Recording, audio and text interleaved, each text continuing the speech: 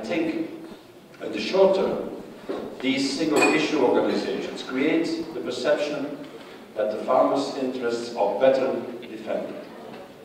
They say, come to us, we only defend the dairy farmers. And because we only defend the dairy farmers, we can defend your interests better. And in that way, they devise the farmers' community.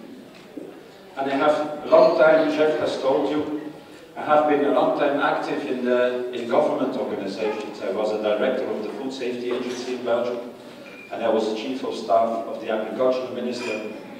And when I had to discuss with the farmers' lobby, I always liked it when they were divided. When they were divided, I always won as a government official. When they were united, it was very difficult. And what I want to say today, is that we have to work together between different farmers' organizations. They exist, and there must be diversity in our representation, of course. And there are different opinions on agriculture and how agriculture has to develop. And I think it's a good thing. But we have to discuss amongst each other, and we have to try to take one position on the future of our farmer community and bring that one position towards the political world and towards society. It's very difficult today to defend the interests of farmers. We are in the climate discussion. The climate discussion is a difficult discussion for us. And the anti-meat lobby is using this discussion to create a, how should I say, to create a feeling of guilt when you're producing animal products. And I always say in the media, this is a false discussion.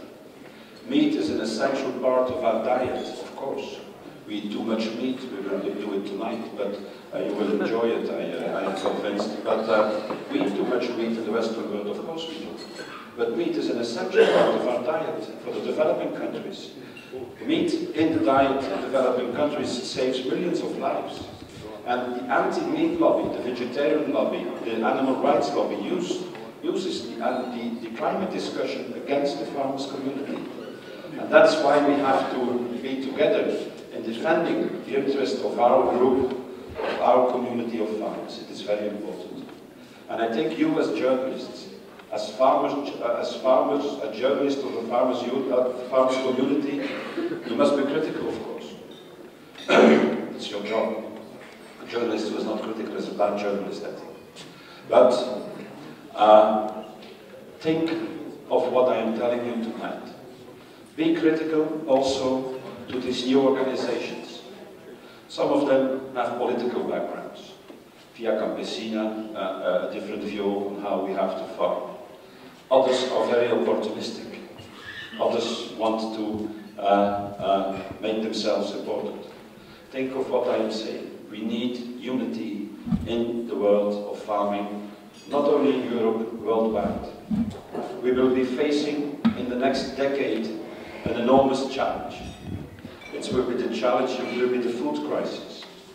We are now in the economic, we have now the impact in Western Europe of the economic crisis on our farming economy. And the economic crisis is in fact hiding the food crisis today. The food crisis, you all know, is coming. World population is growing. Climate is changing. Farming will serve different purposes. Not only food, feed also, fuel, flour. We have different functions in our farming community. And the challenge in the years to come will be enormous. And some of the people in our Western societies want to go back in time. You know, the people that like nature, they want to take valuable farmland and transform it in nature. I say this is back in time. We will need every acre of farmland in Western Europe and elsewhere in the world to face the food crisis. It's an important challenge, but we also have to respond to the challenges that come to us from the side of environment, climate, we will have to adapt, we will have to invest, we must be prepared to change. The way we farm today will change. In 10 years, with the climate debate, we will farm in a different way. We know that. We must help our farmers in the transition towards another model of farming, and therefore we need unity in our farmer community. I think it's important to have strong farmers' organizations locally, in Flanders, in Wallonia, in other countries, in the United States, in Germany and Holland. But we have to work together on the international level. The Boerenbond is member of COPA. COPA is the European groupment of farmers' organizations. We work together within COPA. We lobby our interests towards the European Commission, the European Parliament, the Council. I think it's very important within COPA also to make compromises between countries. Europe has new member states, old member states. We always speak about European model. Well, there is no such thing as a European model. There are 100 models of farming throughout Europe.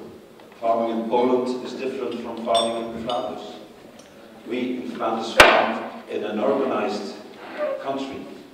Flanders is one of the most densely populated regions in the world. It's one of the most industrialized regions in the world, and we farm in this region. We have a lack of land. Land is very costly, and also farming land is very costly in Flanders. I talk to my Polish colleagues. Farming is very different in Poland. I talk to my Austrian colleagues. Farming is very different in Austria. And we have to find a common view, a common ground within COPA to defend our interests vis-à-vis the European Union, the European Commission and the European Parliament. Also, that cooperation is very important. And then we have to cooperate on world level. Farming is a challenge on world level. Boerenbond is member of IFAP, the International Federation of Agricultural Producers. IFAP is a group of farmers' organizations from developing countries, from developed countries, and there we work together within one group worldwide of farmers. And I think the farmers' organizations in the rich part of the world can play a major role in the developing countries. There are colleagues here from Jeffrey